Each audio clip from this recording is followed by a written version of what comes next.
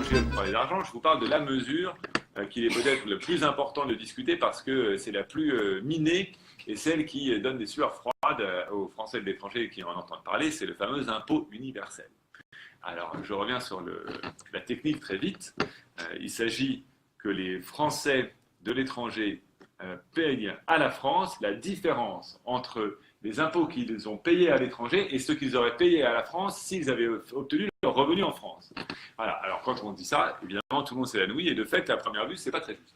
En réalité, c'est une mesure de salubrité publique et qui n'impactera absolument aucun Français, disons, des classes populaires et des classes moyennes vivant à l'étranger. Le but de la mesure n'est pas du tout de presser le citron des Français qui habitent à l'étranger, c'est de lutter contre l'évasion fiscale. Et donc contre les personnes qui se domicilient à l'étranger et qui, cette fois, arrivent à payer un pourcentage ridicule d'impôts sur des fortunes absolument colossales. C'est là qu'est l'argent que nous voulons récupérer. Vous savez que l'évasion et la fraude fiscale ensemble, ça coûte quand même 60 milliards à la France par an, c'est-à-dire une fois et demie le budget de l'éducation nationale. C'est quand même beaucoup d'argent. Et quand je vous dis qu'on est un État qui se donne les moyens des ambitions que je viens de dénoncer, c'est par exemple en faisant des choses comme ça. Donc c'est vital. Aujourd'hui, c'est plus possible pour les États de laisser faire l'évasion fiscale. Bien sûr, la conséquence involontaire serait que des Français lambda se trouvent à payer plus d'impôts alors qu'en fait, ils ne sont pas particulièrement riches. Ce n'est pas du tout difficile à corriger. Par exemple, évidemment, tout le monde est conscient qu'un Français en Angleterre paiera peut-être moins d'impôts qu'en France, quoiqu'il se raconte beaucoup de choses fausses à ce sujet, mais que par contre, il dépense beaucoup plus pour l'éducation et pour la santé, que donc ça serait injuste de calculer simplement la différence entre les deux taux d'imposition.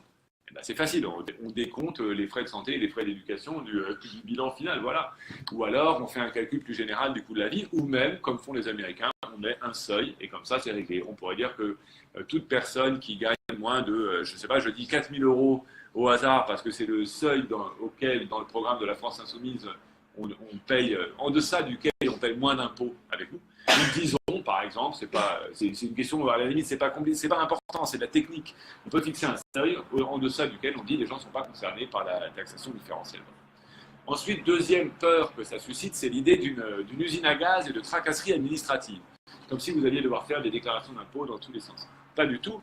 En fait, ces systèmes d'impôts universels se mettent en place par des conventions bilatérales entre les États. Donc vous n'avez rien à faire. Vous faites votre déclaration d'impôts là où vous vivez. C'est le pays où vous vivez qui transmet les informations à la France. C'est l'administration fiscale française qui fait sa cuisine et qui revient vers vous en disant « vous nous devez tant ». Ou qui vous envoie un joli petit papier en disant « eh bien, vous ne nous devez rien de plus ». Donc ça, vous voyez que c'est une mesure qui est vraiment de salubrité publique et qui n'a aucun impact sur les personnes qu'elle ne vise pas. La troisième chose qu'on me dit, et ça c'est très intéressant, je le mentionne en passant parce que je trouve que ça soulève un point intéressant, c'est oui, mais alors, parce qu'évidemment on nous dit toujours les riches s'en iront, bon bah au moins avec l'impôt universel ça c'est réglé, mais après on nous dit ah mais les riches changeront de nationalité. Eh bien ça m'étonnerait, parce que si vous avez des amis qui ont des nationalités dans des pays, des paradis fiscaux, en général ce n'est pas des nationalités très puissantes. Vous savez quand même que la nationalité française ça vous donne beaucoup de droits. Et que je ne connais pas beaucoup de gens, je pense, j'ai des amis kazakhs, j'ai pas beaucoup de gens qui seraient prêts à prendre un passeport kazakh tout simplement pour le plaisir de payer moins d'impôts parce qu'avec un passeport kazakh, on ne fait pas grand-chose. Voilà, donc non, nous ne pensons pas que la nationalité française soit un bien aussi facilement dispensable. Et donc nous ne pensons pas que les gens renonceraient à leur nationalité.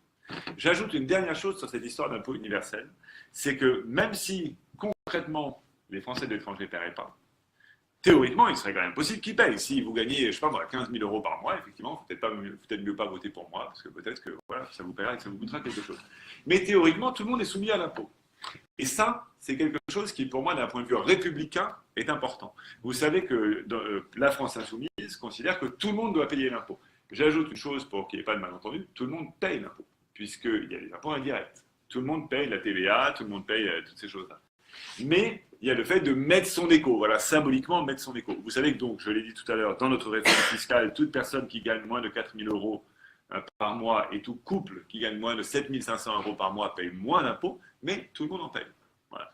Et c'est un geste symbolique, si vous voulez, il y a la fameuse phrase « no taxation without representation », et bien c'est le contraire, c'est « no representation without taxation ». Et pour moi, député des Français de l'étranger, j'estime que ça me donne un grand poids, en fait, au moment de porter la parole des Français de l'étranger, qui ne puissent plus être caricaturés comme des gens qui ont échappé à l'impôt. Ben non, ils sont citoyens comme les autres, ils sont soumis à l'imposition comme les autres, donc je fais valoir leurs droits. Si vous êtes reconnu dans cette vidéo, n'hésitez pas à nous aider à la diffuser en la partageant ou en taguant un ami dans les commentaires.